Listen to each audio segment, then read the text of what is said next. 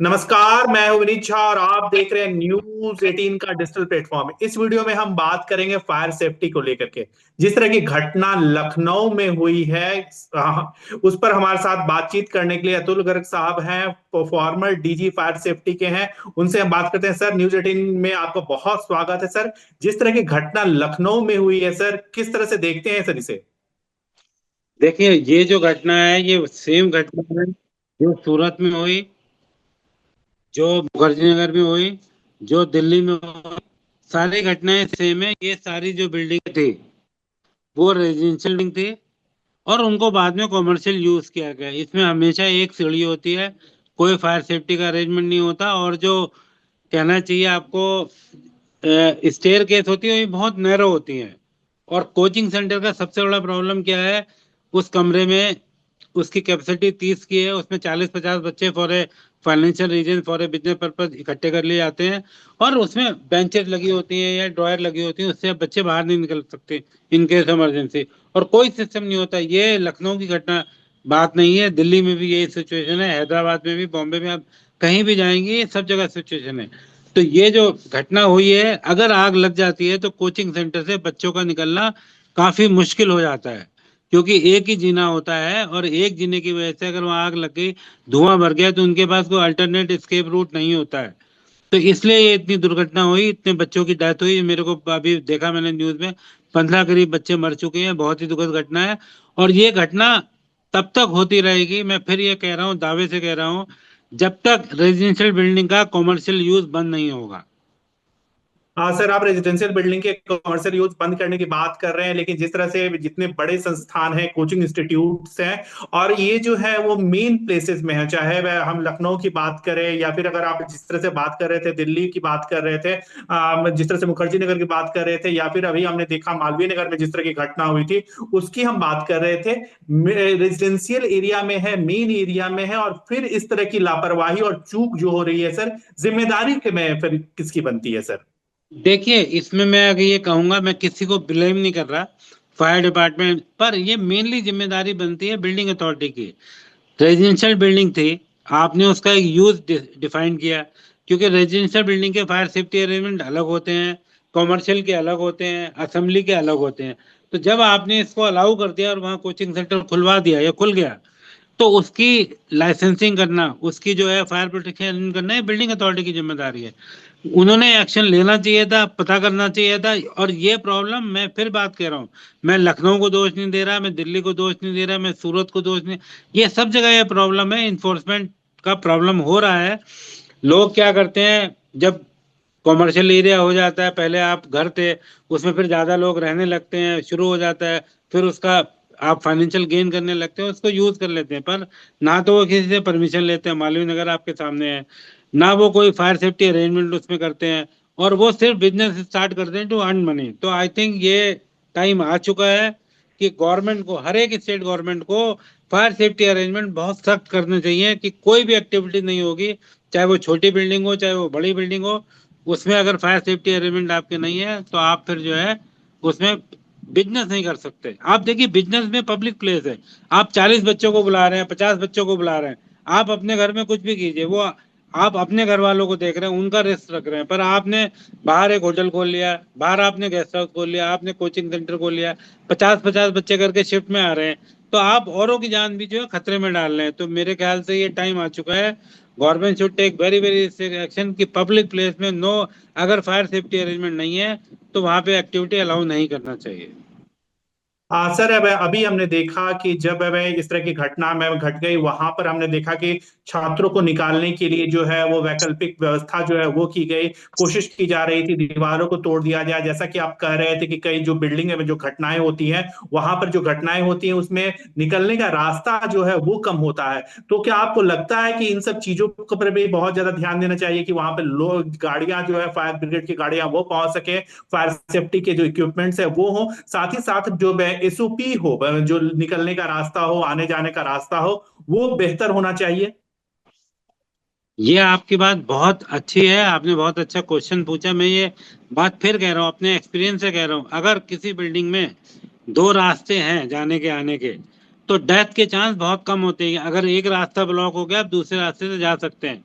अगर आप देखेंगे जितनी भी डेथ हुई है, चाहे दिल्ली में हुई है, चाहे सूरत में हुई है, चाहे लखनऊ में हो रही है, कहीं भी, उन सभी बिल्डिंगों में एक ही रास्ता था और वो उसमें धुआं भर गया। तो बच्चे लोग या लोग जो वहां पे थे ऑक्यूपेंट थे, वो लोग निकल नहीं पाए क्योंकि एक ही जिना था, धुआं भर गया और उसमें वो डेथ हो गई। हमने दिल्ली में बहुत सारी फायर देखी है कि लोग अपने रूम से बाहर आ गए पर जीने में मर गए, एक ही जीना था उसमें धुआं भर गया था। तो ये आपका बात बहुत अच्छा है। अगर हर बिल्डिंग में, जो पब्लिक बिल्डिंग है, अगर उसमें दो रास्ते होंगे, तो मैं आपको ये बात दावे से कह रहा हूँ, that toll is very very minimum, क्योंकि एक रास्ता बंद हो गया तो आपके पास दूसरा रास्ता अवेलेबल है, आप जहां से बाहर जा सकते हैं। पर हमारी समस्या ये है कि जो हम घर बनाते हैं, जो लो राइज बिल्डिंग होती है, 15 मीटर से उनकी हाइट कम होती है, उनको फायर से उनसे चाहिए नहीं होता रेजिडेंशियल बिल्डिंग में, वो एक रास्ते में अपना बना के, जैसे बिल्डर फ्लैट होते हैं। ये अलीगंज में गया हूँ मैं, लखनऊ में बहुत बार गया, अलीगंज ही थे, कंजस्टेड एरिया, ओल्ड एरिया। तो आई बिलीव कि ये बिल्डिंग भी वैसे ही थी, इसमें एक जीना था, इसको फायर एनओसी बिल्कुल नहीं होगा। और इसीलिए ये घटनाएं हो रही हैं, चाहे दिल्ली हो चाहे कहीं भी हो, जहाँ पे एक जीना होता है वहां पे डेथ के चांस बहुत ज्यादा बढ़ जाते हैं। ऑक्यूपेंट वहां फंसेगा, वहां से निकलने के उनके रास्ते सारे बंद हो जाते हैं। हाँ सर, अब अगर आपसे हम जानना चाहें सर, फायर सेफ्टी के जो मेजर्स होते हैं, जैसे आपने एक ये बात बताई कि जो रास्ते हैं वो रास्ते कम से कम दो रास्ते होने चाहिए, और क्या कुछ मेजर्स होता है फायर सेफ्टी की जो जिसे हमें अपनाना चाहिए? देखिए, दो चीजें बहुत मैं आपको बताना चाहूंगा, आपके माध्यम से सारे श्रोता को, जो आपके दर्शक हैं, उनको बताना चाहूंगा। डेथ फायर से कम होती है, स्मोक इनहेलेशन से ज्यादा होती है। तो अगर आपके पास दो रास्ते हैं, आपके पास बचने का साधन है, आपने स्मोक मैनेजमेंट किया हुआ तो आपको धुएं से बचने के साधन है। आपने स्प्रिंकलर लगाए हुए तो आपकी आग नहीं बढ़ेगी, आग जहां लगी वहीं कन्फाइंड हो जाएगी। फायर सेफ्टी अरेंजमेंट में जो है बहुत सारी चीजें होती है, आपने कंपार्टमेंटेशन किया हुआ है, आपने जो है सीलिंग बंद की हुई है, फायर फाइटिंग अरेंजमेंट जैसे अर्ली डिटेक्शन सिस्टम लगाया हुआ है, वाटर सोर्स है, फायर पंप है, होज ड्रिल है, हाइडेंट है। एक सेट है, एक सेट है सिस्टम का, जो ये इंश्योर करता है कि ये सब चीजें होंगी तो वहां आग नहीं लगेगी। अगर आग लगेगी भी तो जान माल का नुकसान बहुत कम होगा, जो कि इन सभी बिल्डिंगों में जो है, चाहे आप ले मालवीय नगर से लेके लखनऊ से लेके कहीं की भी ले, उन सब में यही प्रॉब्लम है। हाँ सर, पे मैं एक और बात यहाँ पर, जब मैं हम देखते हैं कि हमारे जो कई इलाके हैं वो काफी कंजेस्टेड होते हैं, और गर्मियों में जो है वो आग की घटनाएं जो है वो काफी होती हैं। तो क्या कुछ सीमित संसाधनों में, क्योंकि संसाधन भी काफी सीमित है तो होती है हमारे पास, तो सीमित संसाधन में क्या कुछ ऐसा किया जाए जिससे जो है इस तरह की घटना जो है वो नहीं न हो सके, दोहराई ना जा सके? अगर ऐसी घटना होती है तो मिनिमम टोल जो है, वो मिनिमम जान माल का नुकसान जो है वो अब किया जा सके।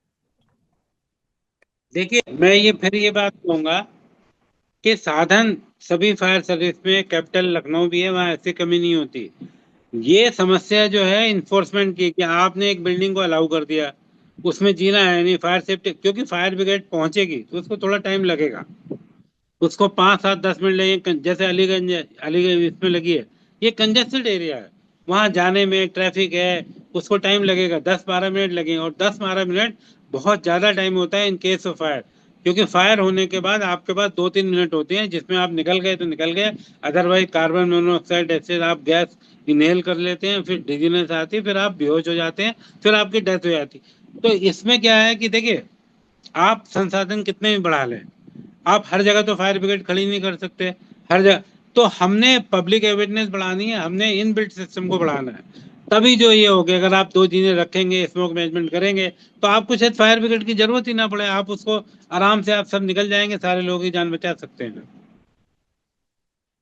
हाँ सर, मैं आखिरी सवाल मैं आपसे जानना चाहूंगा सर, मैं कई बार हम देखते हैं जांच के नाम पर जो है वो कई कमेटियां बनती हैं, लेकिन कुछ उससे कंक्लूड कॉन्क्रीट जो है वो हम इनटेक नहीं ले पाते हैं सर। क्या आपको लगता है कि सर यहाँ पे सरकार की भी जिम्मेदारी जो है वह भी बनती है, और सरकार को भी इसका प्रॉपर जांच जो है वह करवाना चाहिए और जिम्मेदारी भी तय करनी चाहिए?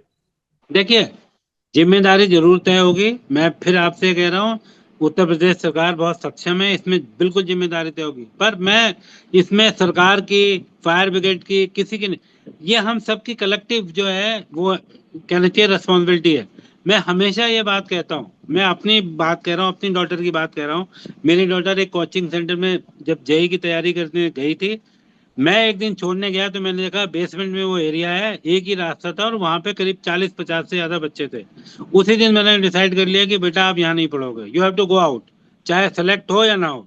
हमने अगर हम जो हमारे पेरेंट्स हैं, जो हमारे बच्चों के पेरेंट्स हैं, जो हम लोग हैं, मैं हमेशा कहता हूँ, हर चैनल पे कहता हूँ, आपके चैनल पे भी ये कहना चाहूंगा कि जब हम अपने बच्चे को भेजते हैं, आप जरूर पूछें कि आपके पास फायर सर्टिफिकेट है, 2 रास्ते हैं, आप बैंकेट हॉल जाते हैं तो आप जरूर पूछें, आप एसी चेक कर रहे हैं, सब कुछ चेक कर रहे हैं, आप ये भी पूछ लें 2 रास्ते हैं कि नहीं, हम पैसे दे रहे हैं, हम अपने बच्चे की जान आपको सौंप रहे हैं कि वो बच्चा 8 घंटे वहाँ पढ़ाई करेगा, 4 घंटे तो वहां पे फायर सेफ्टी अरेंजमेंट है कि नहीं है, तो क्यों नहीं है।